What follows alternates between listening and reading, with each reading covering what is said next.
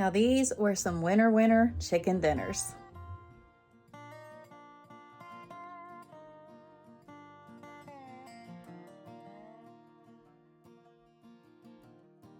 All right, y'all. So this week's video is a good one. I have 5 easy peasy chicken recipes for you all, and I really hope y'all enjoy them because I know we did. So without further ado, let's get right on in to this week's video and let's go get cooking. Come on, let's go. All right, y'all, so this one, my youngest son graciously named Cheeseball Chicken because he said that's what it reminded me of. And in all fairness, I use everything here that I use in my cheese ball, so it's appropriate. So let's go make some Cheeseball Chicken. So you've seen everything here. We got bacon, cheese, green onions, ranch dressing, and then some cheddar cheese and some cream cheese, and of course chicken breast. That's all you're gonna need, and whatever seasonings you might want. But you'll also need some, the only thing different than my cheese ball is just the sour cream and the mayonnaise right here. It just kind of helps that chicken stay nice and juicy and it don't get dried out while you're cooking it in the oven. So I've heated up everything just to make it easier to mix. Not everything, just the cream cheese. So I went ahead and heated that on up together, and then we'll put in our seasonings, the ranch dressing, some bacon, all of those green onions, and then as much cheese as you want. And then you just mix it all up in this bowl right here. Put your chicken in a pan, and then we'll want to season that too, because you remember you got to season in layers. That way everything has all that flavor through it. I'm just going to go ahead and use some nature seasoning right here, and then some Cavender's as well. And I just season the top.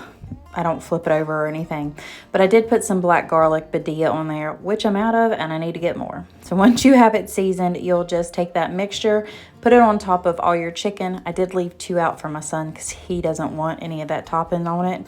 And just smooth it out over all of your chicken. Put it in a 350-degree oven for 25 to 35 minutes, depending on how thick your chicken was. And then we're gonna make some instant mashed potatoes and some green beans to go with it. This is, of course, a busy weeknight for me, so the easier the better. When I'm getting home at 5 o'clock, I'd like to have dinner done by like 6:30, no later than that, so we can all sit down and have a family supper together. So here are the mashed potatoes. Here's that Cheeseball chicken. It was so good, by the way. And then, of course, some green beans. And here is our plate.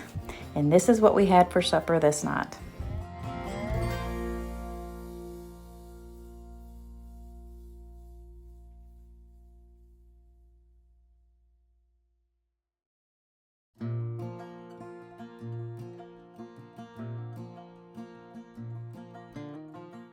Next up, we're gonna make one of our family favorites, which is just some barbecue chicken.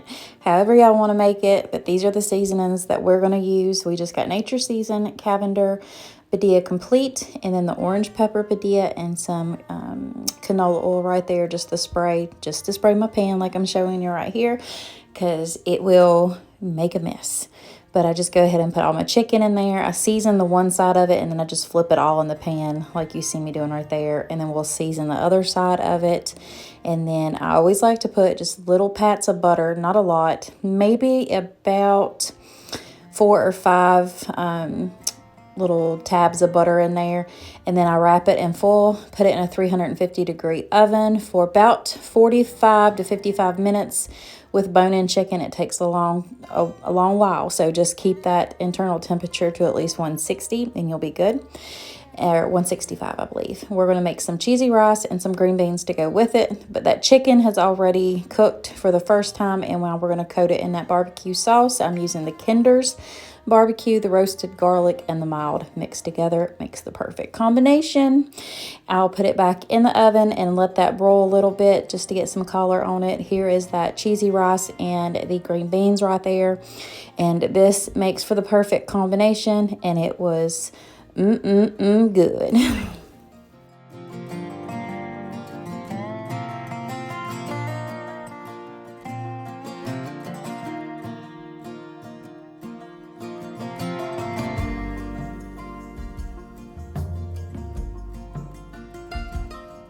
And up next is some good old buttermilk fried chicken. I'm just going back to my southern roots right here, and some good homemade squash casserole. I will have some recipe inspiration link down below, but basically you just want to let those chicken thighs soak in that buttermilk for a couple hours at least. That way it kind of helps it tenderize. In my flour mixture, I just had some Nature's Seasoning, Badia Complete, orange pepper, some paprika, and then some pepper, and of course some salt. You want to make sure you season that flour really, really well, and then also season your chicken too before. And I just take it right out of this bag, because in that buttermilk I've got all my seasonings that I used in my flour. I forgot to mention that. But we're going to go ahead and get that all coated and get it ready to fry up here. Just like to make sure that chicken gets to 165 degrees internally. Nice dark and golden brown on top, but you'll see here in just a minute. And I am frying that in a cast iron, because you can't get any better than that. While that chicken's frying, I'll just take my sliced squash right there and cook it down a little bit of butter and bacon grease with those chopped onions. Put some Badia Complete and Nature's Seasoning in there as well. Let that cook all the way down until it's nice and soft. And then we'll start mixing in our yummy, yummy ingredients for the squash casserole. Now that that's all soft, we'll start in with our Ritz crackers crushed up. I used about a sleeve of those, some heavy whipping cream, sour cream. We'll stir all that together. Then you'll mix in your cheddar cheese, y'all, as much as y'all want to. I did pour in an egg in there too, to kind of help make it set up in the oven. Once you have all that mixed together, you'll just put it in a baking dish, top it with some, you guessed it, more cheese, and then a Ritz cracker and butter parsley topping. And then you'll put that in a 350-degree oven as well until it's nice and golden brown and bubbly. Here is everything after it is all cooked up. And y'all, we're gonna sit down and have some supper.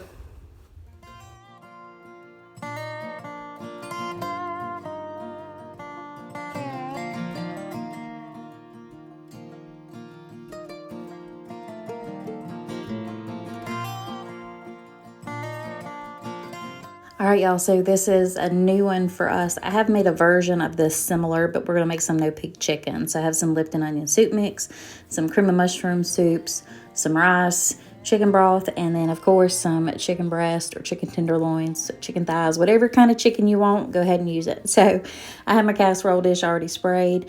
Now let's get to start cooking this. So in your sprayed or greased casserole, you just dump your rice on in there. I'm using about 1.5 cups to 2 cups of rice, and then we'll dump in both of those cans of cream of chicken soups, and then I put in 2 cans of the broth along with it to get the rest of that soup on out. We'll stir all that together, make sure it's not lumpy bumpy and all that rice is incorporated. We'll dump over our Lipton onion soup mix into it, kind of give that a good old stir. And then we'll sprinkle, of course, some Badia Complete in there too. Whisk that all together, and then we'll start laying in our chicken, just to kind of just put it all over, I should say. I get tongue-tied sometimes and kind of lose my train of thought. But once you get that chicken in there, you'll just go ahead and season that on up. I covered it with foil, put it in a 350-degree oven for about 1.5 hours. I did cook mine about 15 minutes longer because that rice didn't seem like it was all the way done. So make sure you have enough time on your hands to give this one enough time to cook.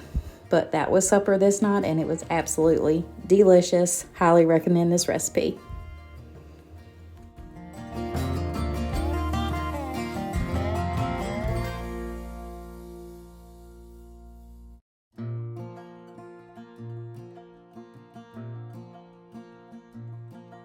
All right, y'all, so supper tonight is Italian Parmesan crusted chicken. I don't know what I'm gonna call it yet. I'll leave the link below though, but I have 6 chicken breasts here. I am gonna cut all these in half though, that way I'll end up with 12. And you'll need some Parmesan cheese if you want this kind or if you want the fresh shredded.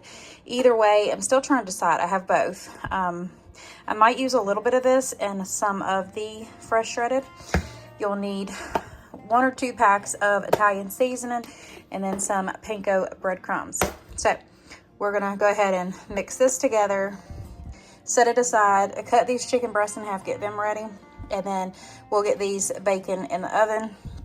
I went ahead and started some of the Margaret Home green beans. They're the Italian ones, and I've started liking just a little bit of butter in it, and then as well as some of that chicken bouillon powder. So I'm just gonna let those sit here on the eye and let those get happy together, and then I will probably make some homemade mashed taters to go with it. I think that sounds like a good combination, so let's go cook. All right, so to start the Parmesan crust, we are just going to take some of those panko breadcrumbs and put them on into a bowl, just however many you want. And then we'll take some of that Parmesan cheese and then a packet or two of that Italian seasoning. I ended up using 2. I just didn't show the other one. And then I also ended up putting some shredded cheese in there as well. Once that's mixed, we'll put it into a bag, and then that's what we're going to shake our chicken in, kind of like the old school shake and bake almost. It's kind of what it reminded me of. But once that is all coated into that Parmesan, we'll go ahead and put it in our baking dish. And then here in a second, you'll see that I take the remaining of that Parmesan crust. I pour that over top of the chicken, kind of sprinkle it and kind of push it into the chicken. And then we'll take some butter after we season it, of course. I'm just using Badia Complete. But take that butter, drizzle it on over the top, and then put it into the oven to bake for about 30 minutes. And then here I'm making some mashed potatoes. So I have some butter and cream cheese in the bottom. I season it with some pepper, and then we're going to throw in some heavy whipping cream and nature seasoning as well. We're going to give them a good old masheroo here with my little tater masher. And then they'll come together pretty quick. You won't have to fight with them too much. And then I'm just going to go ahead and stir them together really good with my spoon, put some butter on them, and let them sit. But there's the green beans, there's them taters, and of course our Parmesan crusted chicken. Oh, y'all must give this one a try. It is a 10 out of 10.